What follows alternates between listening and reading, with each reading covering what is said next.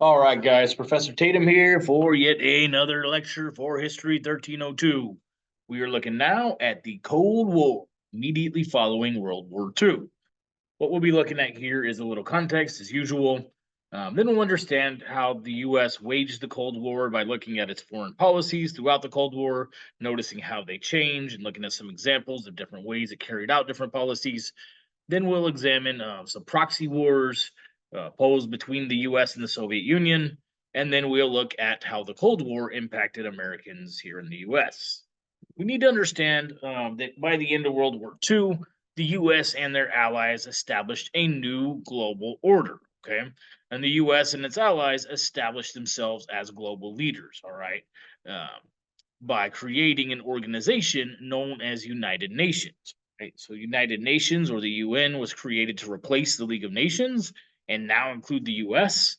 Had very similar goals to the League of Nations. All right, it created this international board of member nations who could come together to solve disputes and avoid personal conflicts and set kind of regulations that everyone around the world was expected to abide by. So they promoted things like human rights and economic security, and their biggest goal, of course, was avoiding another large scale war. Now that the world had been through two, nobody, and I mean nobody, was interested in going through another. So the United Nations had five permanent members: US, Great Britain, France, Russia, which was, of course, at this time the Soviet Union, and China. Now, if these look familiar all come together, that's because those were all the Allied powers during World War II. It's of no coincidence that the victors of this war were the ones dominating this new global order. Each of these countries here, these five permanent member nations, had a veto power over all other nations, meaning if another country made a decision that any of these nations didn't like, they could say, nope, not happening. And that's all it took for it to not happen. All right. Giving them tremendous power in this new global order. So, of these nations, there were really two major powers after World War II, and that was the United States and the Soviet Union. The US was, of course, a capitalist democratic republic, and the Soviet Union was a socialist dictatorship. Very, very different in terms of not only economics, but also political ideology. Okay. And they would be competing to spread their influence in terms of politics, economics, and even culture in some cases to other parts of the world. These ideological and economic differences were the driving force of the Cold War. So the Cold War, to kind of put a button on it to really understand what it is, we can understand it as a volatile rivalry between the United States and the Soviet Union for global supremacy following World War II. All right, and this lasted for several decades up into the year I was born. Yeah, I'm that old. But what I want to think about as we go through this lecture is how cold was the Cold War, meaning this term Cold War suggests that it was an indirect war where these two nations weren't actually at war in the traditional sense. It was more of a type of competition where each side tried to influence others and tried to compete in terms of having the better economy, the better government system, the more scientific developments, instead of actually going to blows with one another. In some cases, that may be accurate, and others not so much. I'll leave it to you to determine just how accurate this term of a Cold War was. Right? So, to really understand how the Cold War was waged by the US, let's examine some foreign policy. One key place to start understanding US foreign policy during the Cold War is by examining the Truman Doctrine. Right? So, this was a doctrine created by President Harry Truman shortly after World War II that established the United States as a global defender of freedom, saying that the US was on a crusade to defend freedom around the world. Okay, essentially a vast extension of its policy of defending the four freedoms during World War II, essentially saying that they're going to continue this globally, okay, even after the war. As a part of this crusade to defend freedom, the US called for its early Cold War policy of containment, meaning preventing the spread of communism beyond anywhere that it already existed. All right. So this idea of containment was based very heavily on what became known as the domino theory. So say, for example, one of these dominoes here represents a communist nation. If that nation fell to communism, all right, then inevitably its surrounding neighbor would also fall to communism. And then its neighbor would fall to communism. And its neighbor would fall to communism. And this would lead to this volatile spread that would undermine the influence of the US and their capitalist democratic Republican values. So their goal was to contain communism and keep that first domino from dropping so that communism could not spread further. So let's take a look at some examples of containment in action. Clear early example of containment practiced by the US came through what was known as the Marshall Plan. Okay, this was a plan named after and created by Secretary of State George Marshall. Okay, so pretty much what the US was doing here was offering support financially and otherwise to help reconstruct the tattered parts of Western Europe that had been destroyed during World War II. And in doing so, they were saying, number one, hey, we want to keep our business partners in power. Here's a good way to do it. But number two, they were saying, remember who your friends are and who takes care of you in your hard times. All right. This also prevented these Western European powers from turning to places like the Soviet Union for support. In other words, this prevented the spread of the influence of the Soviet Union and communism into places where it had not traditionally existed. All right. Very, very clear example of containment in the early Cold War. Another example of containment, all right, this early policy of the Cold War came through an event known as the Berlin Airlift. So to understand the Berlin Airlift, I need to provide a bit of very simplified context, okay? There's a lot more to it than this, but this gets the main point across within the amount of time that we have. So Berlin, the capital of Germany, was divided after World War II between West Berlin, that was controlled by the United States, along with Great Britain and France, and then there was an East Berlin controlled by the Soviet Union. When the Soviet Union wanted to take full control of both sides of Berlin and have all of Berlin under their dominion. So to pressure this to happen, they put up a blockade around West Berlin, all right, to keep food and supplies from flowing in and out, and even people from flowing in and out of West Berlin. So the goal here was essentially to starve people out and to pressure Western powers to give up control, all right? They say, look, if you give up control, we'll end this blockade and all these people can eat. Until then, they're all going to starve because you're refusing to give up control. So the way that the Western powers and the US responded to this was through the Berlin Airlift, okay? So the Berlin Airlift was quite literally an airlift of supplies and food to the people of West Berlin. This was a way that the US was able to prevent this part of Berlin from falling to Soviet communist influence, all right, by providing support to the people of West Berlin. And this worked. This led to increased support from allies here in West Berlin, all right. Clear example of the US containing communism where it existed in East Berlin and stopping it from spreading. But there's all kinds of implications that came from this Berlin airlift, all right? So after the airlift, a lot of people in East Berlin said, whoa, we're living under a government that's willing to starve people to make a point. Do we really want to stay here, or would we rather go to West Berlin where they're feeding the people who our government is starving? So a lot of people began to flee East Berlin and try to go to West Berlin, and the Soviet Union really didn't like that. So they eventually built the Berlin Wall, all right, to block people out from leaving East Berlin and going to West Berlin. We can kind of see this very ironically as an unintentional self-containment, right? The Soviet Union is preventing its people from spreading further into West Berlin. Just think that's hilarious. Sad, but hilarious. Gotta appreciate the irony and the depression of history. All right. So there are some examples of containment in practice, okay? But we also need to understand that pretty early in the Cold War, there was a rise of some new post-war global alliances. So the United States and their allies, particularly those in Canada and in several other Western European countries, formed an alliance known as the North Atlantic Treaty Organization, or NATO. And in response, the Soviet Union and several other Eastern European nations formed the Warsaw Pact, all right? So these are two alliances that could kind of help defend each other from rival powers throughout this Cold War. Until about 1949, the U.S. continued its policies of containment, but there were a couple things that happened in the year 1949 that really shocked the U.S. and called them to take a more direct approach toward combating communism. Right? So, in the year of 1949, there was a rise of a Chinese communist government in China, Okay, this was a result of a Chinese civil war that the communist forces had won. And within that same year, the Soviet Union had successfully tested their atomic bomb, okay, their first atomic bomb. So the atomic bomb had always been the US's kind of ace in the hole. That was their one up over the Soviet Union. But now the Soviets had their own atomic weapons as well. Okay, so the US couldn't hold that over them. Furthermore, it seems like containment had failed very clearly here in China, right? Here's a very large nation that had not been communist before World War II and before the start of the Cold War that had now fallen under a communist regime, okay?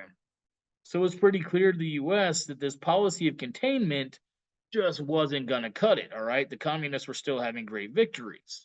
So the US created this this new policy rather, known as NSC 68. So NSC 68, like the Truman Doctrine, stressed the importance of the ideological differences between the United States and those of the Soviet Union and their allies. But then it also said that the US and their allies needed to step beyond containment, okay? And they needed to militarize and directly start combating communism where it already existed, all right? This is beyond just containing it. This is going after it where it exists, all right? So this is going to be the new policy for the US during the Cold War. Generally, we'll see that this new policy would carry out aid to anti-communist regimes around the world. All right, these included paramilitary groups as well as certain governments. This really seemed to be based more on economics, okay, because the U.S. was really willing to compromise its quote unquote ideas about freedom and human rights as they began supporting military dictatorships and terrorist organizations, and in some cases, even groups like drug cartels, as long as they were willing to fight against communist regimes. Okay. So let's look at some examples, though, of NSC 68 in practice. All right. One early example we can see was with the U.S. is dealing with Fidel Castro in Cuba. Fidel Castro came to power when he led a revolution in Cuba that overthrew a US backed leader of Cuba, and he ended up accepting support from the Soviet Union, right? And when he accepted support from the Soviet Union, the US said, okay, this guy is dangerous. This is somebody we need to get rid of. So the US planned a covert operation known as the Bay of Pigs invasion. But it was an utter failure, okay? The Cuban government saw them coming long before the invasion could be carried out, and they were able to stop the invasion in its tracks. It was a very big embarrassment for the U.S. So after this failed invasion of Cuba through the Bay of Pigs, the U.S. suffered through what was known as the Cuban Missile Crisis. Okay, so Cuba now had been unsuccessfully invaded by the U.S. So they said, okay, well, we are going to make sure that you don't try anything like that again. And they called in the Soviet Union to bring them some missiles. All right. So the Soviet Union brought some missiles into Cuba and pointed them at the US. And from everyone I've heard who lived through this period, this was a very just kind of terrifying moment for people in the United States as the Soviet Union had these missiles in Cuba pointed right at the US. And for days, nobody knew what was going to happen. But eventually, the Soviet Union was able to make some negotiations with the US behind Castro's back.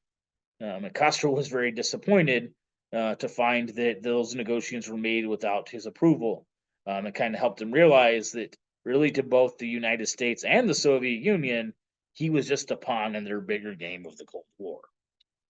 So after the failure of the Bay of Pigs and after the Cuban Missile Crisis, the U.S. continued their efforts to destabilize Castro through an covert operation known as Operation Mongoose. So during Operation Mongoose, the U.S.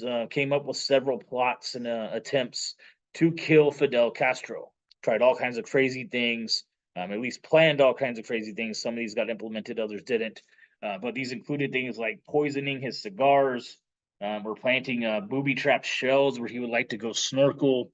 And then there was other plans that were just kind of there to sabotage and cause trouble for his government.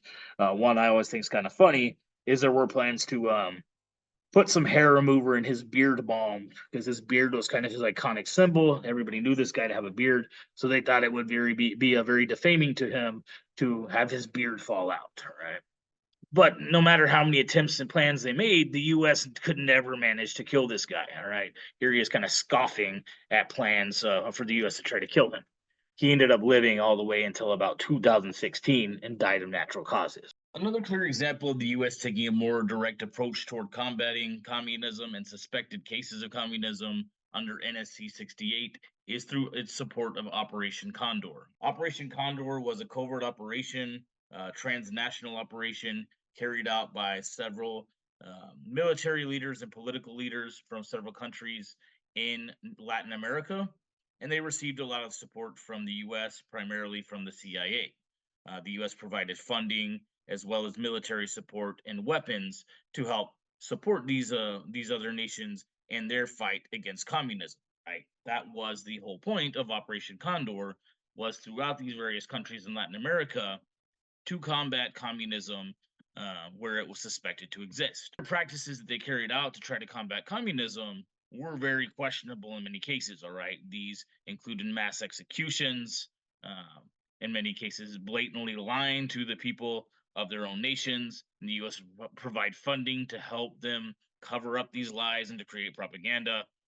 This also included things like kidnapping and making people disappear. The general from Argentina here, who led the military government of Argentina that cooperated in Operation Condor. I've read testimonies from when he was later taken to trial for his participation in all these crimes, and he testified that one common way that he would make people disappear is he would take them up into airplanes after kidnapping them and drug them, then throw them down into the sea. So very, very clearly some questionable practices being carried out here.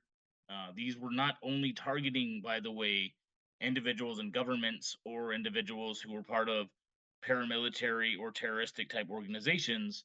A lot of the individuals targeted under Operation Condor were actually people like teachers and college professors and Catholic priests who had more left leaning ideas or who advocated sharing wealth with the poor, things like this. All right. And we got to keep in mind that the US in this period had some tremendous investments in Latin America. There were some fruit companies and sugar companies who, in some of these Latin American countries, had tremendous influence.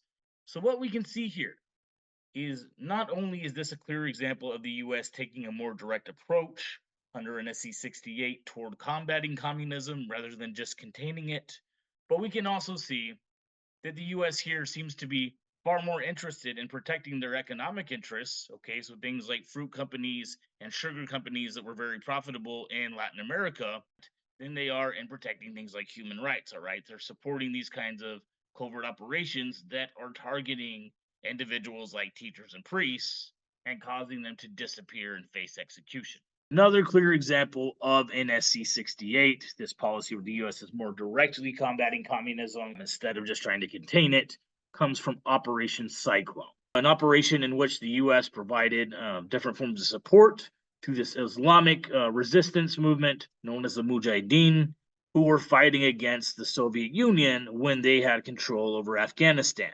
So the support that these guys received from the US allowed some of them years down the road to branch off from this Mujahideen movement and form an organization known as the Taliban.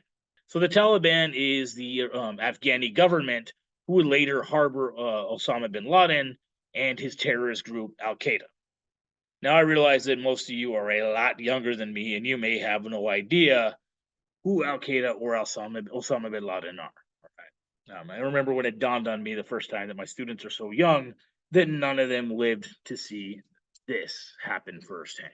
These are, of course, the attacks on the World Trade Center, September 11th, that were coupled with attacks carried out on the Pentagon when planes were hijacked by terrorists who crashed them into these buildings, causing serious mayhem and destruction. I've told stories in a previous class about being 10 years old, watching an individual having to make the choice to jump from this building because he'd rather die from jumping to his death than burning or suffocating. God, this was just a very, very moving day for so many people and absolutely a life-changing day for me in very many ways, in the way that I perceive the world and understand and think about things that I see happening around me. But this was carried out by the individuals here. It was led by Osama bin Laden and his organization Al Qaeda, were the orchestrators of these attacks here. And this group here, the Taliban, who had been supported by the US as part of this Mujahideen during the Cold War, were the government in Afghanistan who gave them refuge, all right, during the war on terror. Very, very disturbing that the US was willing to give support to individuals who could eventually carry out these types of actions. Again, showing us that they were very clearly more concerned with preserving their economic interests in places like the Middle East rather than protecting their the freedom and human rights of people around the world. Okay. And I do want to clarify before I move on any further. Okay. I'm not making any kind of conspiracy theorist suggestion here that the US knew that by supporting the Mujahideen, there would eventually be anything like this horrific attack that occurred on September 11, 2001, right? They did not intentionally bring the Taliban to power, yet it is very clear that the U.S. was aware that there were terrorists within this resistance movement, and there were people who had no interest in human rights within this resistance movement, and they were willing to fund and support them in their fight against the Soviet Union, simply because they wanted to fight the Soviet Union and preserve economic support in the region. I also want to clarify that the Soviet Union was doing all kinds of similar things to what we're seeing the U.S. do here doing a 68 all around the world. All right, they were supporting all kinds of very, very brutal people and carrying out some very violent acts and funding some very, very questionable organizations as well.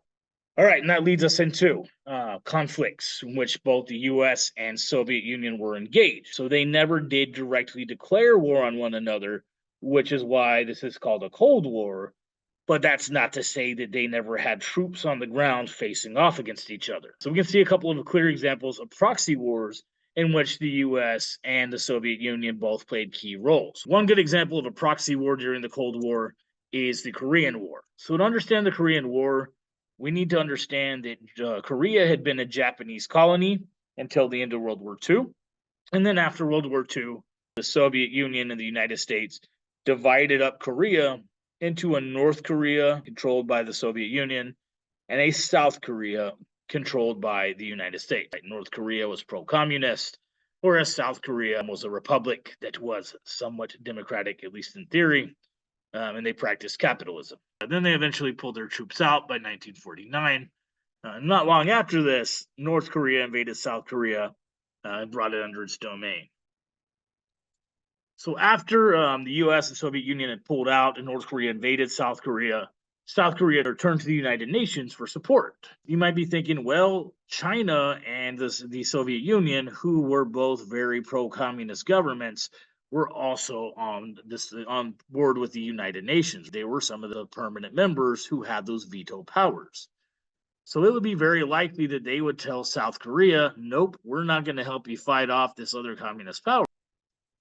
Well, a couple things we need to keep in mind. Once the communist government took over in China, they were kicked out of the UN. Officially, that country of the People's Republic of China, which is a communist ruled China, was not recognized by United Nations as a sovereign state. Once they were kicked out of the United Nations, the Soviet Union also boycotted the United Nations. So neither of these powers was there to try to veto the UN coming in to support South Korea in their war against communist North Korea. So we have the U.S. now and their allies and NATO sending support in the form of both money and troops to South Korea in their fight against communist North Korea. But then North Korea also went and sought support not only from the Soviet Union, but also from communist China. So here we have, again, a war being fought where there are American troops and their allied troops fighting against the Soviet Union and against communist China. They haven't officially declared war on each other's nations, but they are quite literally fighting each other on the battlefield. This war ended with North and South Korea agreeing to stay divided, coexisting peacefully. There's been this demilitarized border established between North and South Korea North Korea remains communist, South Korea remains a republic. So this, though, is a very clear example of a proxy war in which both the U.S. and the Soviet Union were fighting, be it somewhat indirectly. Another example of a proxy war during the Cold War is the Vietnam War. Leading up to the Vietnam War, there was a conflict known as the Indochina War. And the Indochina War was a war in which an organization known as the Viet Minh fought for independence from colonial France.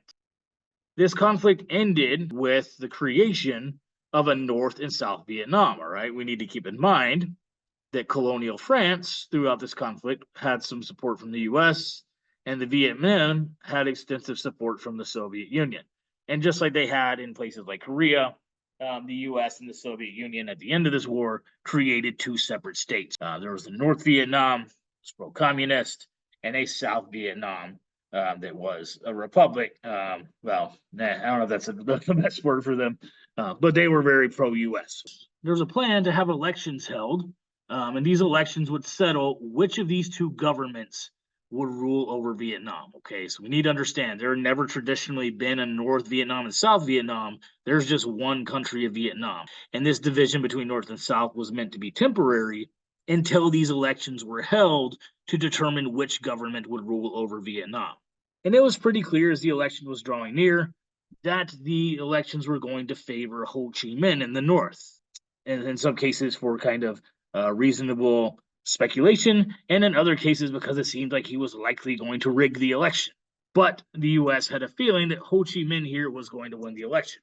To understand who this guy is, he was a pro-communist leader who had led the Viet Minh in their fight against France. But he had twice appealed to the U.S. for support in fighting for Vietnamese independence, and in both cases, the U.S. had turned him down. This is why he turned to the Soviet Union for support. So this guy already has plenty of reason to not like the US, not like their ideas, and to cling to the ideas of the Soviet Union. So the US was very scared that this guy here was going to win this election, all right? That would be a signal of defeat for them in this part of the Cold War. So they encouraged South Vietnam to not participate in the elections. They knew that Ho Chi Minh was going to win, but they said he can't win if we don't have the elections. So South Vietnam refused to participate in these elections.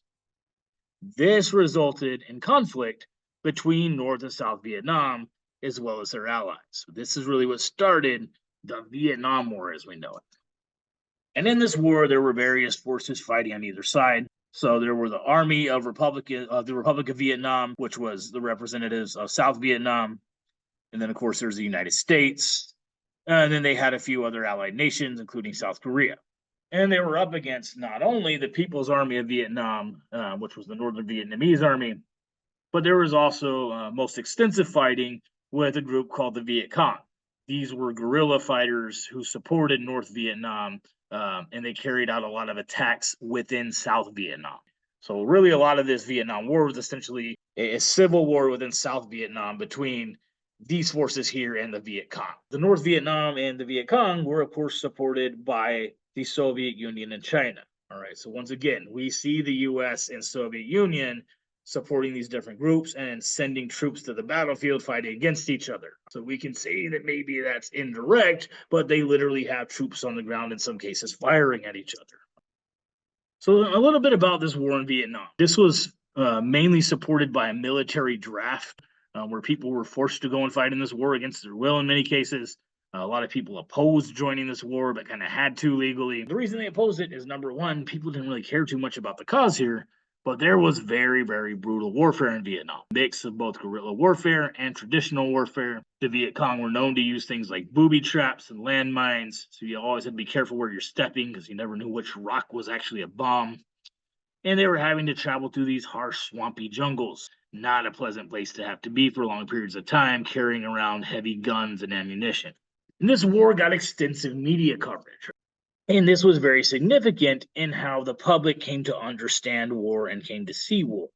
All right, a great example of the public's perception of war and how it changed, and really its perception of the U.S. government and how it changed as a result of the media coverage of the Vietnam War, comes through what's known as the Tet Offensive. So the Tet Offensive was this very devastating attack carried out by the Viet Cong and the North Vietnamese army against the forces of South Vietnam and their allies, including the US. So this attack was widely publicized. So really up until this Tet Offensive was publicized for the people of the United States to see, US politicians have been getting on TV, speaking directly to the American public, making it sound as if the US was just sweeping through Vietnam, and it was just a matter of time before they had victory and the war would be ended in the United States' favor. But when people saw firsthand on TV that the Viet Cong and the Northern Vietnamese army were slaughtering the people of South Vietnam and these Americans,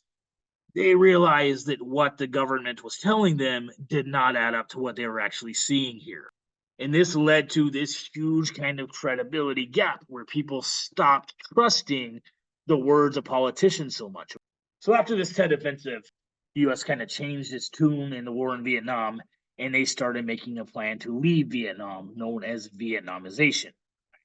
This required and involved turning the war over to the people of South Vietnam, and gradually backing out of the war. So much crap had been stormed up by the time that the US realized this is not worth fighting, that Vietnam was in a total state of chaos, all right? And when they were leaving, these are actual pictures here of the US helicopter having to prevent all these Vietnamese people trying to escape onto this American helicopter, all right? Because people were so scared of what was going to happen here in Vietnam when these American troops left. And sure enough, when they left, it fell very quickly to the Northern Vietnamese forces, all right? And they stormed into South Vietnam and spread some very, very brutal warfare and took complete control of Vietnam. And this all left many Americans, both in the moment and throughout history, and over time, as we look back to history, asking, what was the point here? If we had just left it alone, Ho Chi Minh and North Vietnam would have consolidated power over Vietnam. But instead, we went over here, stirred up all kinds of trouble, killed all kinds of people, got thousands of Americans killed in the process. Then still, North Vietnam took control of the whole country. So it would have happened either way. What was the point? But again, whole point of all this I'm getting to is this was a very clear example of a proxy war fought between forces that were pro-Soviet Union and forces that were pro-US. Now, I don't want to undermine the very real struggle that the people of Vietnam had on their own. I'm not saying they were puppets pulled by the strings of either the Soviet Union or of the United States.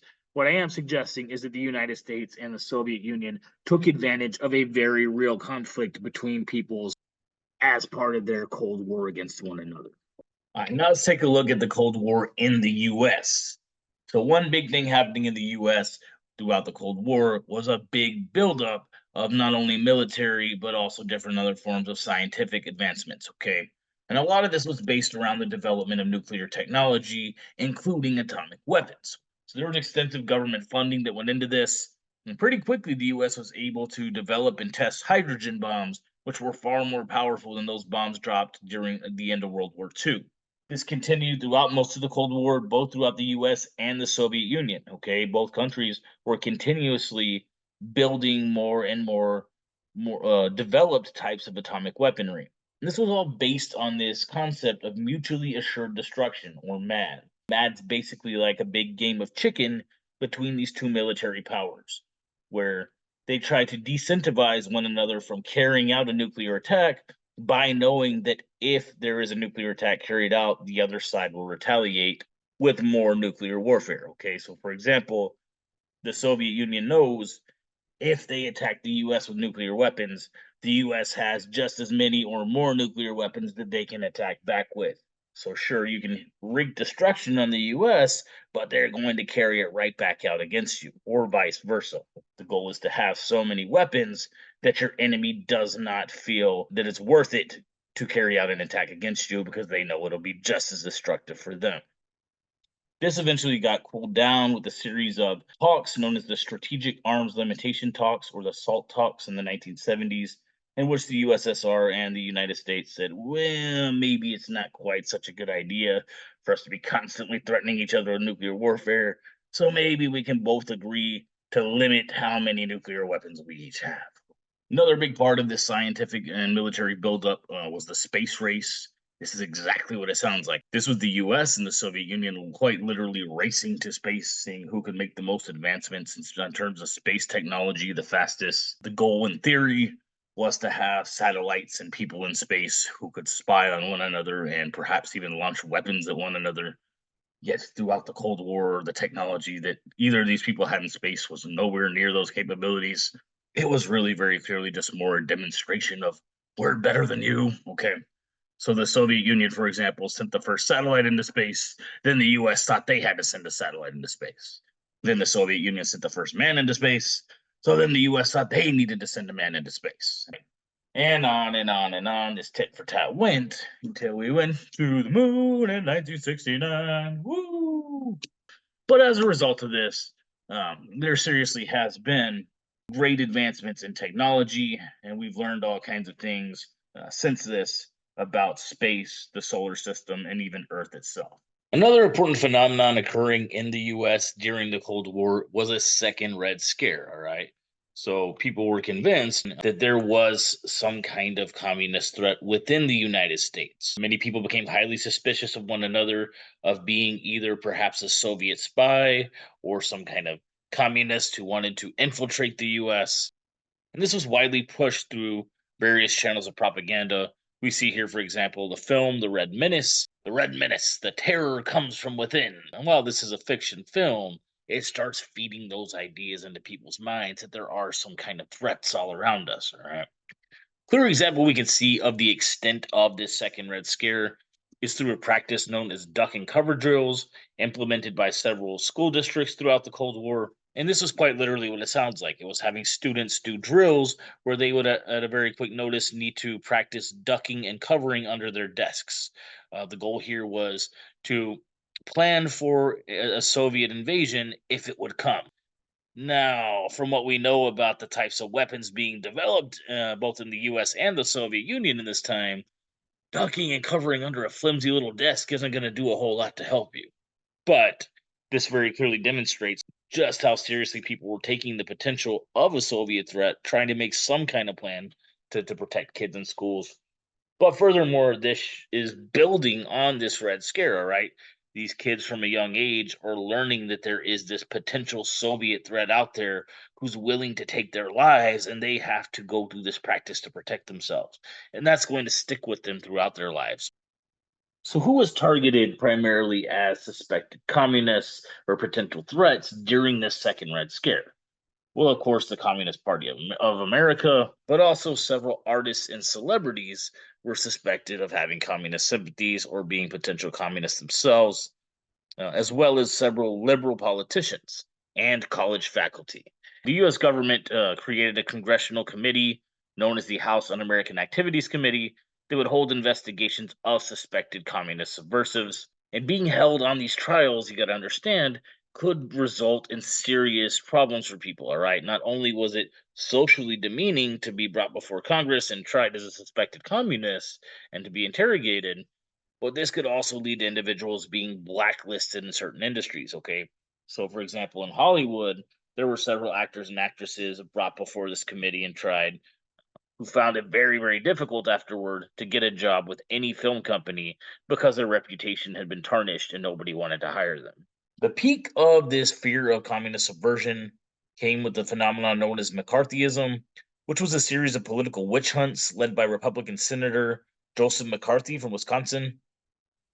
He claimed that he had a list of confirmed communists within the US government, and very conveniently, he was never able to produce that list when asked to, but he would frequently accuse his political rivals as being on that list and being confirmed communists, and use this as an opportunity to tarnish their reputation.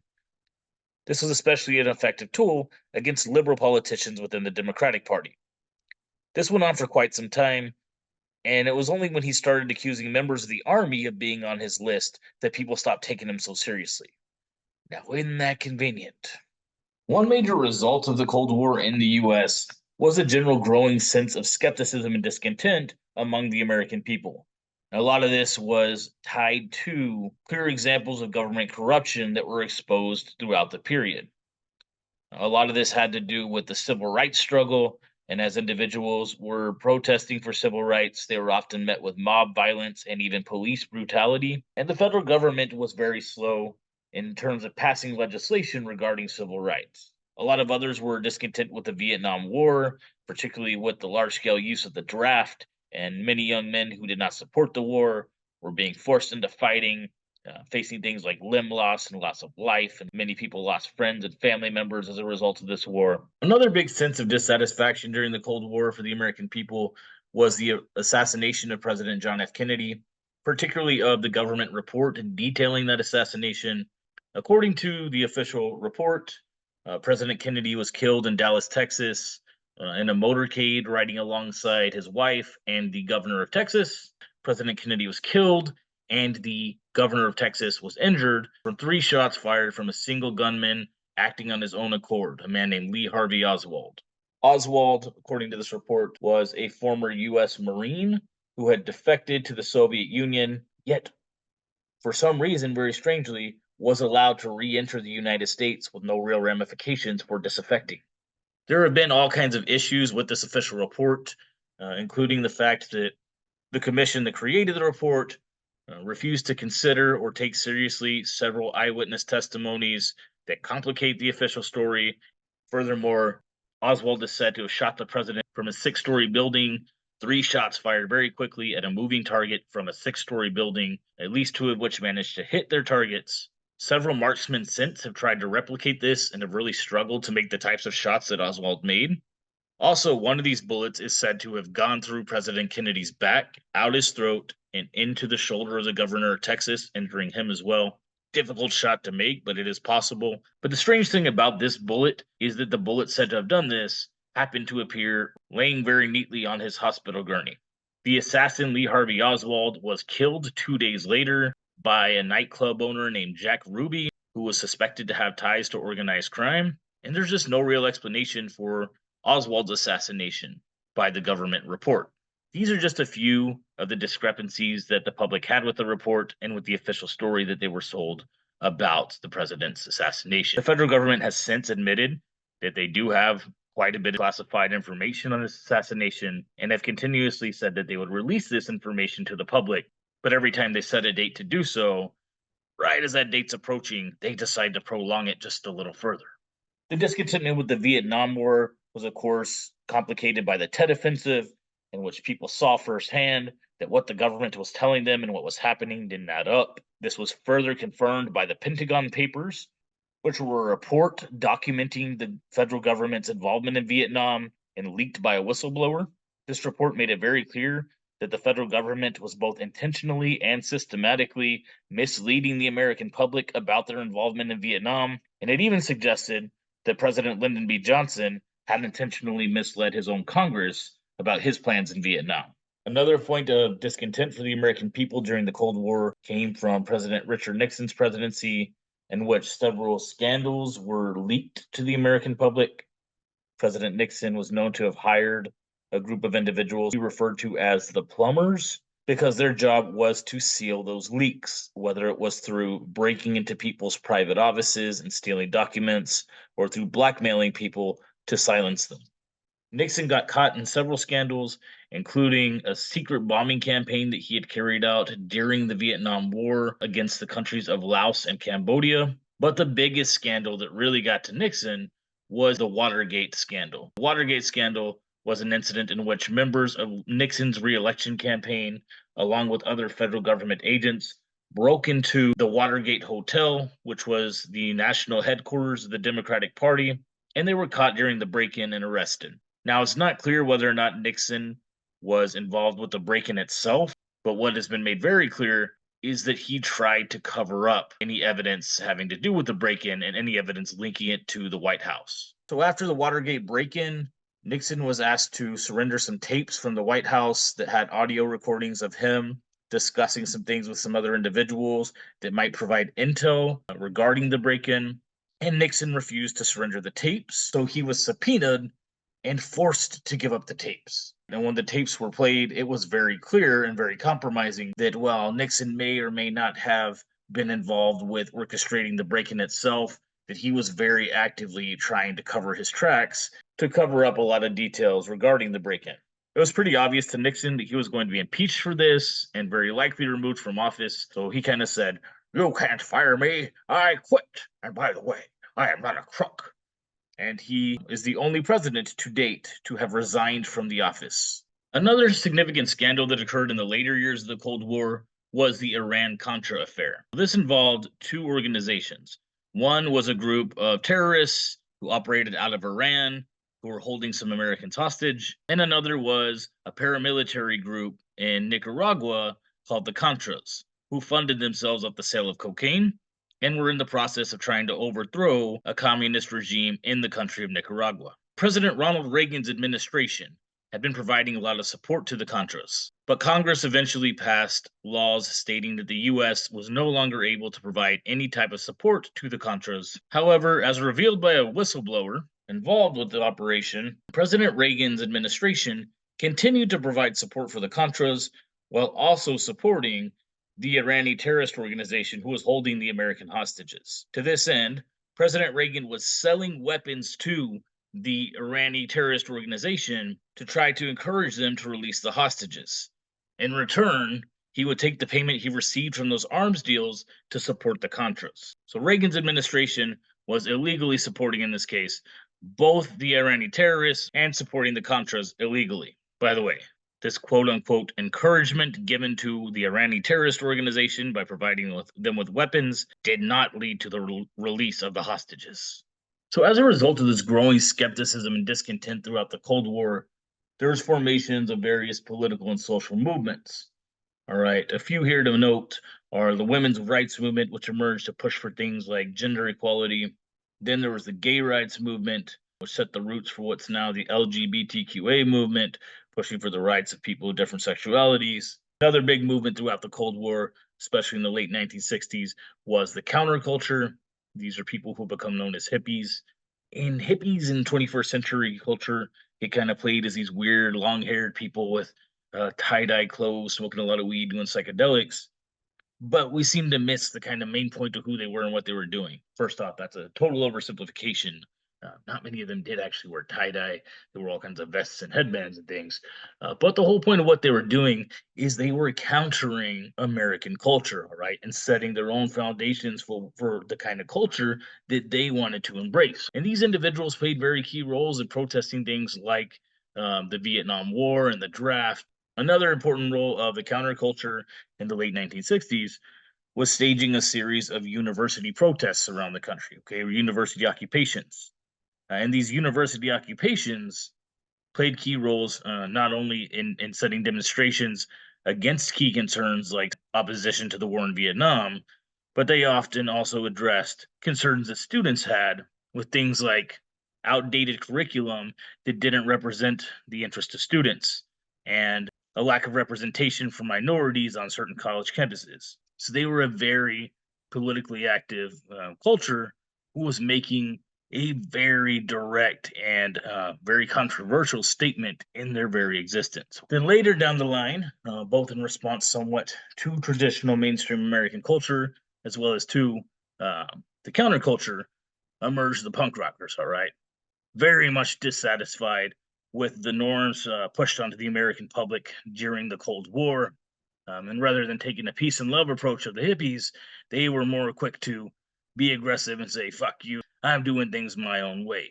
So they based their subculture around punk rock, which is a very kind of straightforward, to the core, broken down form of rock and roll, defined usually by three chords, kind of being the main point of progression, distorted with fast drum beats and controversial lyrics. And they would form music scenes around the country, help each other out in different ways, provide each other in some cases things like food, clothing, and shelter. And as much as possible, they tried not to depend on society, all right? And there's a very heavy rejection within the punk rock scene of authority and dependence on authority, largely a response to the discontent of authorities' failure to properly serve and represent the American people throughout this Cold War. Then, of course, a big response to the growing state of discontent throughout the Cold War and throughout earlier episodes of American history were various civil rights movements that grew throughout this period. And that's going to be the subject of our next lecture.